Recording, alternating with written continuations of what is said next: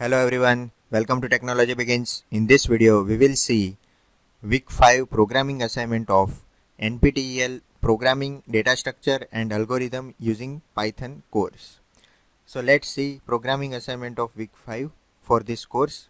So what we have to do in this assignment is, so we got one input and so you have to read all the condition properly so you will get better idea. But let me just give you overview of this definition of this program. So in this input we will got the courses like this, we will get student like this, and we will get grades like this.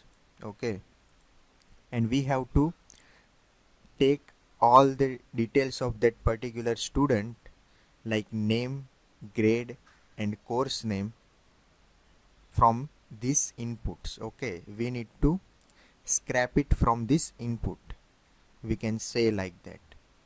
So if we have a, for example, we have a input like this and we have to get the student name, then we have to take this out, this name from this line. Okay, so this is about definition and what we need to do as an output. So we have to take a student and we have to get the grade from that student. So how we can get that? So here you can see one, we can say identification number of that particular student, and that is also available in grades. So you have to find out that the student have selected this course, and that course is also have one grade, so which is like A B B B A C. So you will get SLY 2301. So this student has got AB grade. Okay, so we have to take AB grade, and if that student is available again, then we have to, you can see over here, AB plus A. So we have to take that point according to that grade which are available here. So AB means 9 and A means 10. So we have to do sum and we need to find out the average. So we will get average of that student marks, okay, of overall courses which that student have selected. So that basically we need to print out. So let's see our program. So here is our program, and we have taken the courses, student and grades, and after that we have taken the input, and after that we have selected the what we are getting from the input, like courses, student, grades and end of input. Okay, so we can stop this loop.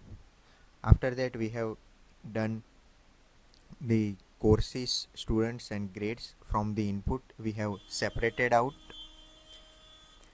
So we have separated out this from the input, so you will get the course, student and grades from the input inside of our dictionary and list.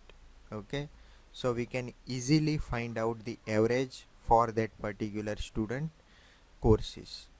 Okay, and in this for loop what we have done is we have only find out the average of that particular student which have selected the courses and what grades they have get. Okay, so this is all about the program. So let's see, compile and run, and what will be the result for this.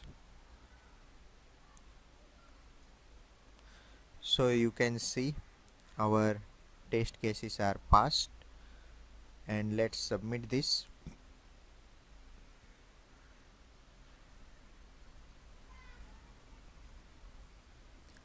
So you can see all the test cases are passed and our programming assignment is submitted. Thank you.